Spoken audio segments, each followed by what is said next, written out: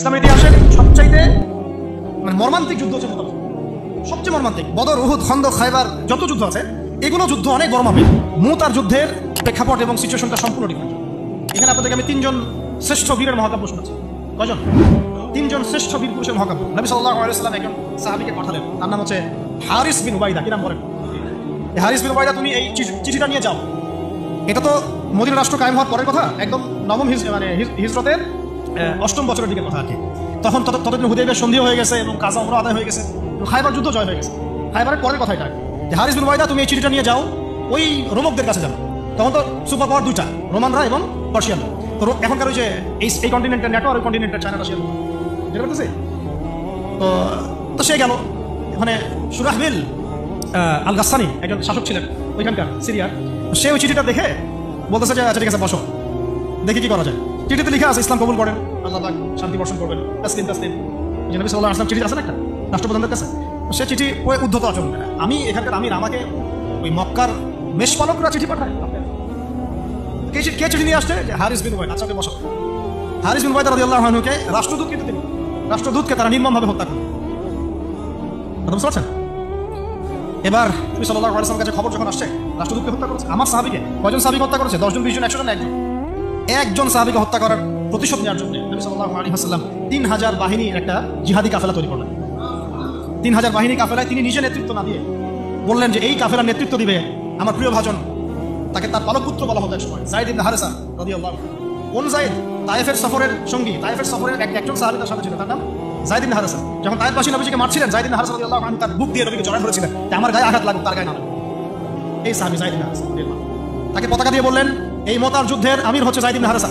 যদি যায়েদ ইবনে হারেসা শহীদ হয় তাহলে পতাকা বহন করবে জাফর ইবনে আবি তালেব, আমার চাচাতো ভাই। কোন জাফর? যিনি আবিসিনিয়ায় গিয়েছিলেন মুসলিমদেরকে নিয়ে হিজরত করতে, মনে আছে? যিনি বাদশা নাজাশির সামনে কুরআন তেলাওয়াত করার, সূরা মারিয়াম তেলাওয়াত করার কারণে বাদশা নাজাশির চোখ দিয়ে দরদর করে পানি পড়তে শুরু করছে। ওই বাদশা নাজাশিও পরে ইসলাম কবুল করছে।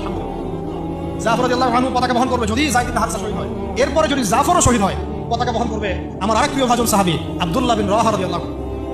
আব্দুল্লাহ বিন রাওয়াহা রাদিয়াল্লাহু, যাকে যে কোনো মুহূর্তে যদি বলতেন ইসলাম নিয়ে একটা শের বলেন, একটা কবিতা বলেন, ইনস্ট্যান্ট তিনি শের বলে ফেলতে পারতেন। এত সুন্দর, এত উন্নত কাব্য পরিবার ছিল তার মধ্যে। এই নষ্ট সংস্কৃতি না, তাদের সংস্কৃতি ছিল একেবারে খাঁটি তাওহীদের সংস্কৃতি। এমনকি কাবা তাওয়াফ করছেন তিনি, তখন কাবা তাওয়াফ করছেন বিদায় কাজা উমরা আদায় করার সময় নবীর সামনে সামনে তিনি ঘুরছেন এবং আবৃত্তি করছিলেন একটা কবিতা কাফেরদেরকে আঘাত করার জন্য। এই কাফেররা দেখো, তোমরা যাকে বের করে দিয়েছিলে তিনি আজকে সসম্মানে এখানে ঘুরতেছেন। ওমর রাদিয়াল্লাহু আনহু বলছিলেন যে কাবা তাওয়াফ করার সময় তুমি এগুলো বলছো? নবীজি বলেন ওকে ছেড়ে দাও। সে এমন বাক্য তিলাওয়াত করতেছে, মানে এমন বাক্য সে চয়ন করেছে যেগুলো কাফের অন্তরে বর্ষার চাইতেও বেশি বিদ্ধ হচ্ছে। তাকে বলতে দাও। এই হলো আব্দুল্লাহ বিন রাওয়াহা রাদিয়াল্লাহু আনহু, নবীজির অত্যন্ত প্রিয় ভাজন সাহাবী। আব্দুল্লাহ বিন রাওয়াহা যদি শহীদ হয় তাহলে তোমরা তোমাদের মধ্য থেকে একজনকে আমির নিযুক্ত করে নিও। সাহাবীরা বুঝে ফেললেন এই সফরে আমরা তিনজনে শহীদ হতে যাচ্ছি, কারণ একটা সফরে কখনো তিনজন আমিরের প্রয়োজন হয় না, হয়। এবার তারা গেলেন, তারা কখনো আশাও করেন নাই ওখানে যা দেখবেন। ওখানে গিয়ে দেখলেন যে 1 লক্ষ রোমান সৈন্য সামনে এসে দাঁড়িয়ে এবং একেবারে ফুল প্রশিক্ষিত, একদম ফুল আর্ম ফোর্স। আর এর সাথে তাদের সাহায্যকারী দলেও আছে আরো 1 লক্ষ সৈন্য। এদিকে কতজন? যুদ্ধ হওয়া সম্ভব? আসলে কি সম্ভব? সম্ভব না। যুদ্ধ কিন্তু সম্ভব না। আমরা তো আগে সংখ্যাগরিষ্ঠ হওয়ার কথা চিন্তা করি। কোন যুদ্ধে ইসলাম সংখ্যাগরিষ্ঠতা দিয়ে জিতে নাই। ইসলাম জিতেছে ইমানের বদৌলত, শুধু ইমানের বদৌলত। আমরা সংখ্যা দিয়ে কখনো বিজয় লাভ করতে পারি না। এখন এবার সাহাবীরা মাশওয়ারা করতেছেন রাত্রেবেলা, আমরা কি করবো? কালকে যুদ্ধ করবো, নাকি মদিনায় ফিরে যাবো, নাকি রাসূলকে খবর পাঠাবো, নাকি কোনো বিকল্প ফোর্স নিয়ে আসার ব্যবস্থা করবো, কি করবো? তখন সাহাবী ওই যে বলবো আব্দুল্লাহ বিন রাওয়াহা রাদিয়াল্লাহু আনহু দাঁড়ালেন, তরুণ সাহাবী। আপনাদের কি বলছেন? তরুণ সাহাবী দাঁড়িয়ে বলছেন যে হে আমার ভাইরা, আমরা এখানে কি জন্য এসেছি? হয় আমরা এই যুদ্ধ করবো, শহীদ হব, না হলে আমরা গাজী হব। আর আপনারা যে বিষয়টাকে ভয় করছেন আসলে কিন্তু আমরা সেটা পাওয়ার জন্যই এসেছি, তার নাম শাহাদাত। আপনারা যেটাকে ভয় করছেন যে আমরা এখানে গেলে মারা যাবো, ওটার জন্যই তো আমরা এত দূরে এসেছি। আমরা গাজী হই অথবা শহীদ হই, আমাদের জন্য আজর আল্লাহর কাছে নিতে থাকি। তো তারই মানে এমন ইমানদীপ্ত ছিল ভাষণটা, আমি তো ওটা বলতে পারলাম না, আরবিতে তিনি বলেছেন। এতে মানে উৎফুল্ল হয়ে বা ইন্সপায়ার্ড হয়ে সাহাবীরা আর দ্বিতীয়বার ভাবলেন না, ঠিক আছে কালকে যুদ্ধ হবে। এবার পরের দিন যুদ্ধ শুরু হলো। এটা কি সম্ভব যুদ্ধ? প্রথমে যায়েদ ইবনে হারেসা রাদিয়াল্লাহু আনহু পতাকা নিয়ে ঘোড়া ছুটায় আগায় যাচ্ছে এবং একটা আঘাত পিছন থেকে করার সাহস হচ্ছে না তাদের, সব আঘাত তারা সামনে থেকে করছে। এক পর্যায়ে যায়েদ রাদিয়াল্লাহু আনহু এই মানে গায়ের মধ্যে তারা বর্ষা নিক্ষেপ করে। বর্ষা তো আগেকার বড় বড় বল্লম বর্ষা ছিল, এবং একটা বর্ষা তার গায়ে যখন লাগে তিনি পড়ে যান এবং এই অবস্থা আস্তে আস্তে তার শাহাদাত হয়। পতাকা পড়তে দেন নাই, পতাকা নিয়ে নিয়েছেন জাফর ইবনে আবি তালেব রাদিয়াল্লাহু আনহু হাতে। এবং জাফর রাদিয়াল্লাহু আনহু যুদ্ধ করতে থাকেন, এত বীর বিক্রমে যুদ্ধ করতে থাকেন যে এক পর্যায়ে তিনি তার নিজের কালো এবং লাল ডোরাকাটা ঘোড়া ছিল, সেই ঘোড়ার পা নিজেই কেটে ফেলেন যে আমার যেন পালিয়ে যাওয়ার মন না উঠে, তারা যেন আমার ঘোড়া ইউজ করতে না পারে। সাহাবীরা বলছেন তার শাহাদাতের পরে তার বডির মধ্যে আমরা এরকম 50টা থেকে 60টা আঘাতে দাগ দেখেছি, একটাও দেহের পিছনে ছিল না, সব সামনে ছিল। যুদ্ধ করতে করতে এক পর্যায়ে তার ডান হাতটা কেটে পড়ে যায়। এরপরে তিনি বাম হাতে পতাকা উঠায় না, কাফেররা বাম হাতটাও কেটে ফেলে। এরপরে তিনি বুকের সাথে পতাকাটাকে এইভাবে জড়িয়ে রাখেন, বুকের সাথে পতাকাটাকে এইভাবে জড়িয়ে রাখেন, পতাকা পড়তে দেন নাই। একজন রোমান সৈন্য তাকে আঘাত করে এবং তার দেহটা দ্বিখণ্ডিত হয়।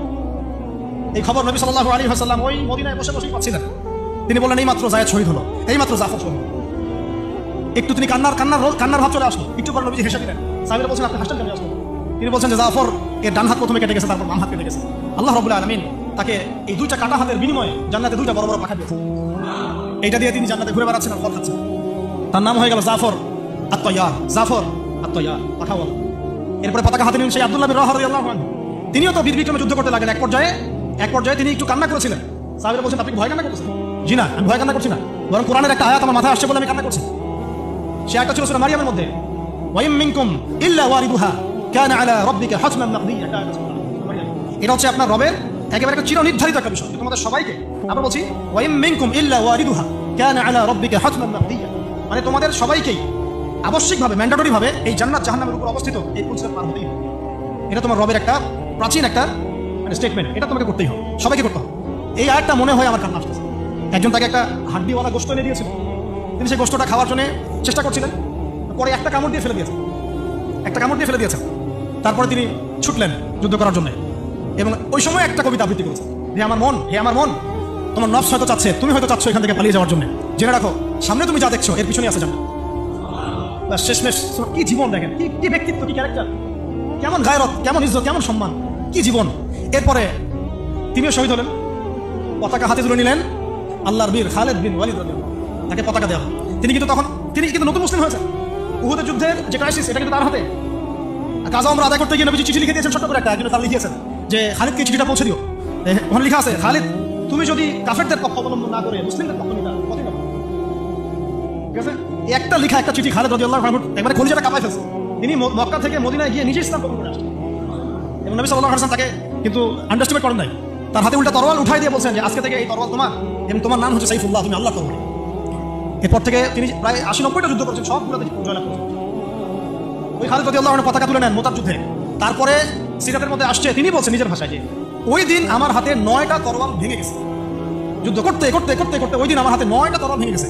তিনি ছিলেন যুদ্ধ কৌশল অত্যন্ত পারদর্শী, হুটে হাটে করে কাজ করতেন, অনেক পারদর্শী। তিনি ডানের সৈন্যকে বামে নিয়ে আসছেন, বামেরটাকে ডানে নিয়ে গেছেন, সামনেটাকে পিছনে নিয়ে আসছেন, পিছনেটাকে সামনে নিয়েছেন। বর্ষা যারা ছিল তাদেরকে পিছনে নিয়ে আসছেন, তীরন্দাজদেরকে সামনে দিয়েছেন, মানে ওদেরকে ধাবা চাকা খাওয়া দিয়েছেন যে ওরা মনে করতেছে এরা মনে হয় অনেক, হ্যাঁ এরা মনে হয় আরো বিকল্প ফোর্স নিয়ে আসছে মনে হয়। ওরা আস্তে আস্তে পিছনের দিকে যাওয়া শুরু করছে, আর এদিকে মুসলিমরা একটু একটু করে সেফ চলে আসার চেষ্টা করছে পিছনে। ওরা ভাবতেছে পিছনে সামনে যদি আগাই হয়তো পিছন থেকে ওরা আরো সৈন্য নিয়ে আসছে, আমাদের আগে এই আল্লাহ ভয় চাপাই দিলেন, এরা পালা চলে গেল। 3000 সৈন্য নিয়ে 2 লক্ষ সৈন্যকে পরাজিত করা হয়েছে। খালিদ রাদিয়াল্লাহু আনহু বললেন আমার হাতে সেই দিন 9টা তরোয়াল ভেঙেছে, আর শেষমেশ ছোট্ট একটা ইয়েমেনি চাকু দিয়ে আমি যুদ্ধ করছি। তারা চিন্তা করেন কত কাফের মারা গেছে। আর মুসলিমদের মধ্যে মাত্র 12 জন সাহাবী শহীদ হয়েছে, মাত্র 12 জনকে তারা মারতে পারছে, বাকি তাকে মারতে পারবে। এইগুলো হচ্ছে মহাকাব্য, জাজল্যমান মহাকাব্য, যেগুলো আমাদের এই প্রজন্মকে জানা উচিত এবং আপনাদের মাথায় থাকা উচিত। প্রত্যেকটা সংগ্রাম, প্রত্যেকটা বিপ্লব, প্রত্যেকটা অভ্যুত্থানের পিছনে যেন থাকে আল্লাহর সন্তুষ্টি, আল্লাহর দিন কায়েমের চেষ্টা, আল্লাহর দিনের খেদমতের চেষ্টা এবং ইনসাফ প্রতিষ্ঠার চেষ্টা, এবং জালেমের বিরুদ্ধে আমাদের অবস্থান সবসময় শক্ত থাকবে ইনশাআল্লাহ। এরকম অনেক ঘটনা আছে, আমি আজকে আর বলার সুযোগ পেলাম না। ইনশাআল্লাহ আরো একদিন আল্লাহ যদি তৌফিক দেন ইনশাআল্লাহ তাআলা আমি আপনাদের সাথে আবার এই কনভারসেশন করব ইনশাআল্লাহ। তো শেষ করার আগে আমি জাস্ট 2-1টা নাম উচ্চারণ করতেছি। সেটা হচ্ছে আমার খুব পছন্দের একজন ব্যক্তিত্ব ইমাম হুসাইন রাদিয়াল্লাহু আনহু, নাম মনে আছে না? তার কারবালার মাঠের ঘটনা আপনারা জানেন। এগুলো মহাকাব্য। তিনি সপরিবারে নিহত হলেন, শেষ পর্যন্ত কিন্তু আত্মসমর্পণ করেন। বলেছেন তিনি প্রস্তাব দিলেন আমাকে ছেড়ে দাও, আমি মদিনা চলে যাই, আমাকে ছেড়ে দাও, আমি মক্কায় চলে যাই, ছেড়ে দাও আমাকে, আমি কোনো সীমান্তে চলে যাই, সেখানে জিহাদ করে শহীদ হই। তারা কিন্তু সুযোগ দেয় নাই। আমাকে বলেন যারা তাকে আক্রমণ করেছিল তারা কি কালিমা পড়া মুসলমান ছিল না? বলেন তারা কি কাফের ছিল? তাহলে এখন কি ইমাম হোসেন যে এখানে প্রতিবাদ করলেন, হাতে অস্ত্র উঠিয়ে নিয়ে যুদ্ধ করে শেষ পর্যন্ত শহীদ হলেন, তার যুদ্ধটা কি সন্ত্রাসী কর্মকাণ্ড ছিল? ঠিক অনেকে আছে আমাদের সমাজে, তারা মনে করে যে মুসলিমরা যতই পাপ করুক না কেন ওদেরকে কিছুই বলা যাবে না। এমন একটা কনসেপ্ট আমাদের সমাজে আছে, মুসলিম তারা ভাই কালিমা পড়ছে, লা ইলাহা ইল্লাল্লাহ বলছে, তাকে আপনি কেন এইভাবে চার্জ করেন? আরে কালিমা তো আব্দুল্লাহ বিন উবাইও পড়েছিল। আব্দুল্লাহ বিন উবাই কি কালিমা পড়ে নাই? তাহলে কি আপনি তাকে মুমিন বলে গণ্য করবেন? মনে রাখবেন একটা কথা, যাকে তাকে কোনো ক্ষুদ্র বিষয়ে কাফেরও যেমন বলা যাবে না, আবার যাকে তাকে মুসলমানও বলা যাবে না। এটা বুঝতে হবে আমাদের, ইমান ভঙ্গের কারণগুলো আমাকে শিখতে হবে। যাকে তাকে যেমন আমরা কাফের তাকফির করবো না, ঠিক একইভাবে যাকে তাকে মুসলমান পাক্কা মুসলমান বলা যাবে না। আল্লাহ পাক আমাদেরকে বোঝার তৌফিক দান। ঠিক এইভাবেই ওমর রাদিয়াল্লাহু আনহু একদিন ফজরের নামাজ দাঁড়িয়ে কিরাত করছেন, পিছনে এক দাস, এই ফাইরুজ আবু লুলু একেবারে ধারালো ছুরি দিয়ে ওমর রাদিয়াল্লাহু আনহুকে 2-3টা আঘাত করলো। ওমর রাদিয়াল্লাহু আনহু শহীদ হলেন। এগুলো মহাকাব্য রচিত হয়েছে, কারণ ইসলামের বীর সিংহদেরকে কেউ আসলে সামনে থেকে মারতে পারে না। কথা বুঝতে পারছেন? ওইভাবেই চোরাগত্তই মারতে পারছে। আল্লাহর কসম, ওমর রাদিয়াল্লাহু আনহু যে জায়গায় শাহাদাত বরণ করছে ওই জায়গায় আমি দাঁড়াইছি, ওই জায়গাতে আমি দেখে আসছি কোন জায়গায় তাকে শাহাদাত বরণ করছে। ওখানে ওইসব জায়গাগুলো জিয়ারা করলেও মনের মধ্যে চেতনা জাগে। সুবহানাল্লাহ। আলী ইবনে আবি তালেব কুফার মসজিদে যাচ্ছেন, রাস্তায় এক ব্যক্তি তাকে চোরাগত্ত হামলা চালিয়ে এক হত্যা করছে। আল্লাহর বীর সৈন্যদেরকে কেউ সামনে থেকে আঘাত করা শুরু হয় না। তো এগুলো হচ্ছে মহাকাব্য, জাজলমান মহাকাব্য। আরেকজন ব্যক্তির কথা বলে শেষ করে দিচ্ছি, অনেক আছে ভাই, বলতে থাকলে অনেক সময় লাগবে। রাজি একটা জায়গার নাম, ওখান থেকে কিছু লোক আসছে, এসে বলছে ইয়া রাসূলুল্লাহ আপনি আপনার কিছু সাহাবীকে পাঠান, আমরা ইসলাম কবুল করব। ট্র্যাপ আপনারা খুব ভালো করে খেয়াল রাখবেন এগুলা। যে কেউ যখন তখন যাই বলবে হ্যাঁ করতে যাবেন, মানুষের কথার পিছনে ওদের কাজের পিছনে উদ্দেশ্য বোঝার চেষ্টা করবেন, ঠিক আছে? সবসময় কিন্তু আবেগে ভাসতে হবে। আমরা কিন্তু এই জায়গায় ভুল করতেছি, অনেক ভুল হচ্ছে মাঝখানে। আমরা বিনয়ের সাথেই তাদেরকে বলবো যে ওলামা ইকরামদের সাথে মাশওয়ারা করে সিদ্ধান্ত নিতে, তাহলে ইনশাআল্লাহ ভুলটা কম হবে ইনশাআল্লাহ, ঠিক আছে? তো নবীজি 10 জনকে পাঠালেন, তারা দাওয়াত তো কবুল করেই নাই, হঠাৎ রাজি নামক জায়গায় তাদেরকে ঘিরে ফেললো, ঘিরে ফেলে 3 নিক্ষেপ করে 10 জন সাহাবী 7 জনকে শহীদ করে দিল। ট্র্যাপে মানে এমনও আছে যে ওয়াজ মাহফিলে ডেকে মানুষ অনেক আলেমদেরকে মানে খারাপ কিছু করে দিয়েছে, এরকম হিস্ট্রি আছে। তো সতর্ক থাকতে হবে, সতর্ক থাকার চেষ্টা করে। এখন 3 জন সাহাবী যুদ্ধ চালিয়ে যাচ্ছেন, তার মধ্যে একজন হচ্ছেন খুবাইব রাদিয়াল্লাহু আনহু। কি নাম বলেন? খুবাইব রাদিয়াল্লাহু আনহু। খুবাইব রাদিয়াল্লাহু আনহুকে এক পর্যায়ে মানে আর কতক্ষণ পারা যায়, 100 জন ঘিরে ফেলছে, আমরা 10 জন, 7 জন শহীদ হয়ে গেছে, 3 জন বাকি আছে, কতক্ষণ পারা যায়? তো তারা বললো যে তোমরা পাহাড় থেকে নেমে আসো, তোমাদেরকে ছেড়ে দিব। 3 জন মাশওয়ারা করছেন, না নামা যাবে, নামলে কিন্তু আমাকে ধরে ফেলবে। তারপরে বাধ্য হয়ে এক পর্যায়ে নামতে হয়েছে, নামার সাথে সাথে একজনকে তারা মেরে ফেলছে, বাকি 2 জনকে তারা মক্কায় বিক্রি করে দিয়েছে। ওই মক্কার 2 জনের মধ্যে একজন হচ্ছেন খুবাইব রাদিয়াল্লাহু আনহু। কি নাম? খুবাইব রাদিয়াল্লাহু আনহু। আরেকজন নাম আসিম রাদিয়াল্লাহু আনহু। আসিম রাদিয়াল্লাহু আনহুকে তারা হত্যা করেছে এবং তার লাশটাকে বিক্রি করার চেষ্টা করেছিল। কিন্তু আসিম রাদিয়াল্লাহু আনহু ওই সময় দোয়া করেছিলেন, আল্লাহ আমার লাশকে কোনো কাফেরের হাতে বিক্রি হতে তুমি দিও। যুদ্ধ করতে করতে কথা বলেছেন, আপনি বুঝতে পারছেন যে 100 জন ঘিরে ফেলছে, ওদের একটা ট্রেডিশন ছিল লাশ বিক্রি করা। আল্লাহ আমার লাশটাকে তুমি কোনো কাফেরের হাতে বিক্রি করতে দিও। তখন আল্লাহ রাব্বুল আলামিন তার শাহাদাতে পড়ে এক ঝাঁক ভেমরুল পাঠায় দেন, তারা তার গায়ের উপর বসে পড়ে, কোনো কাফের তাকে হাত দেন। আল্লাহ এভাবে সাহায্য করে। আর এদিকে খুবাইব রাদিয়াল্লাহু আনহুকে বিক্রি করে দেওয়া হলো মক্কায়, তাকে জেলখানায় রাখা হচ্ছে। তো খুবাইব রাদিয়াল্লাহু আনহু জেলখানায় বসে আছেন, এটা একটু শুনেন আপনারা। জেলখানায় বসে আছেন, তার খুরের কাজের প্রয়োজন হয়েছে, ছেলেদের প্রয়োজন হয় না? খুরের কাজ তো বুঝতে পারছেন, এটা আপনারা। তো খুর চেয়েছেন, একটা খুর দাও।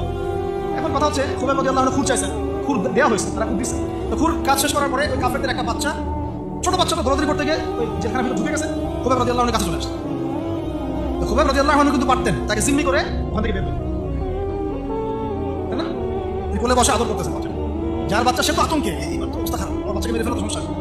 তো খুবাইব রাদিয়াল্লাহু আনহু তাকে ছেড়ে দিলেন এবং আল্লাহ পাক ওই জেলখানার মধ্যে আল্লাহর পক্ষ থেকে তাকে আঙ্গুর খাওয়ালেন। ওই সময় ওই আঙ্গুর কথা পাওয়া যাচ্ছে না, কিন্তু জেলখানায় তিনি বসে আঙ্গুর খাচ্ছেন। তো কাফেররা বলেছে নিজেরাই যে খুবাইবের চেয়ে শ্রেষ্ঠ কোনো বন্দী আমরা কখনো দেখি না, খুবাইবের চেয়ে শ্রেষ্ঠ কোনো বন্দী আমরা কখনো দেখি না।